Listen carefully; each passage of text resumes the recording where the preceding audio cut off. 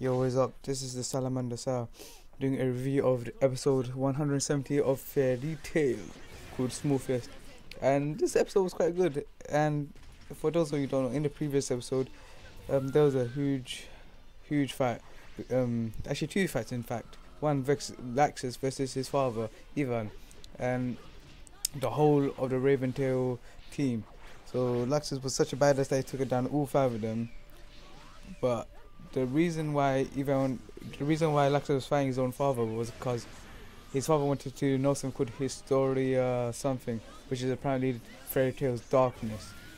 And in the second part, the second fight, it was Wendy versus a girl called Sherry or something like that, where both these girls are wind style users. One's a wind dragon slayer, and one's a wind god slayer. And for those of you that don't know, god slayers are supposed to be these ultra powerful guys. A fire god style user almost defeated Natsu, which is a fire dragon style user, dragon slayer. Sorry, but in this episode we saw the ending of this fight where Wendy just went all out, and the fight lasted until finally the time ran out. This is the first fight where time actually caused the end of a fight, and it ended up with a draw with each character getting 5 points. But what interests me in this fight is that we see how much Wendy has grown ever since she was since she ever was introduced to the anime. Because when she was first introduced, she was a crybaby. She was a little girl with no power, no talent, no fights, and all she could do is really support. But in this episode, we really see like how she's grown throughout the anime. We see how strong she gets, how smart she gets, blah blah blah, etc.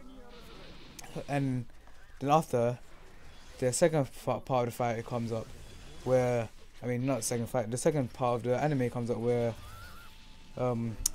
Miss Dogen is about to track where the darkness of Zereth is coming from, where the magic is coming from, because he senses like some dark energy, but he can't really see where it's from. But once the fight between Wendy and Sherry is over, he realizes it's not coming from Sherry, and instead it's coming from somewhere else. And he was so close to finding this mystery person until that council guy intervenes and stops him and reveals his identity.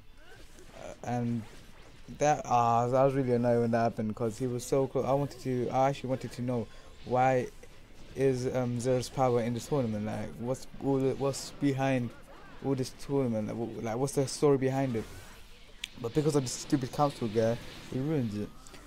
But yeah, then the council knows that Mr. Hogan is not Jalal now, so this could be a huge problem afterwards once the tournament is over, because Fairy Tail needs them for the tournament and to defeat Jalal.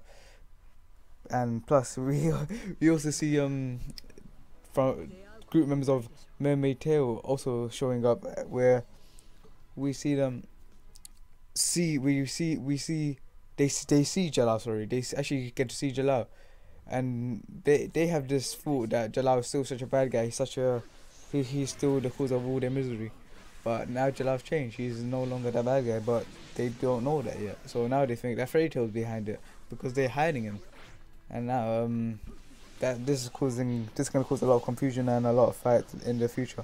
And I want like to see what's gonna happen to the friendship between Erza and that Catwoman girl, because I think that they're no longer friends right now anyway. But I can't wait to see how that turns out. What happens at the end? Oh yeah, well apparently is Fairy Tail's darkness. The first master also calls it Fairy Tail's light. So I can't wait to hear about that. But I have a feeling we're not going to hear about that until Gildart comes back, because only the masters can hear about it. But I have a feeling that this is going to be some. It's not going to be some actual object. It's going to be like a story, like a engravement on the wall, which shows people like a story. That's what I think about it, and like it's gonna be like what happened in the past with Fairy Tail, and what happened.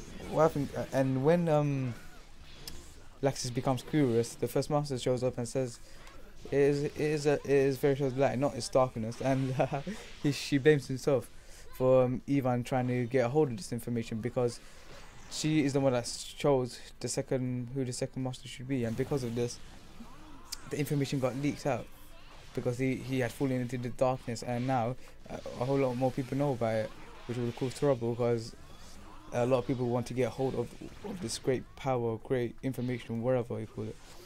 And yeah, it ends in this historical scene where the first master starts crying, even though she's a girl, she starts crying.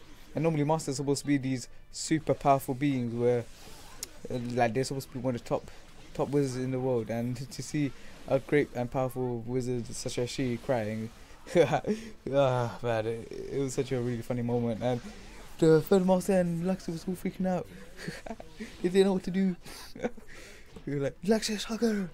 Yeah, that actually made me quite fun. That was actually quite funny.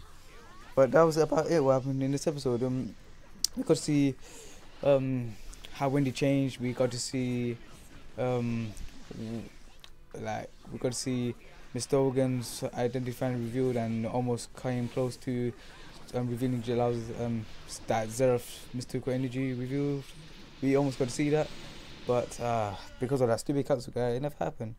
And hopefully in the next episode they will clear up what this Historia, well, basically Fairy Tail's secret is. But at the end of the day, I rate this episode about 8 out of 6. I mean 8 out of 10, sorry, because it was actually quite good. Salamander Cell signing off.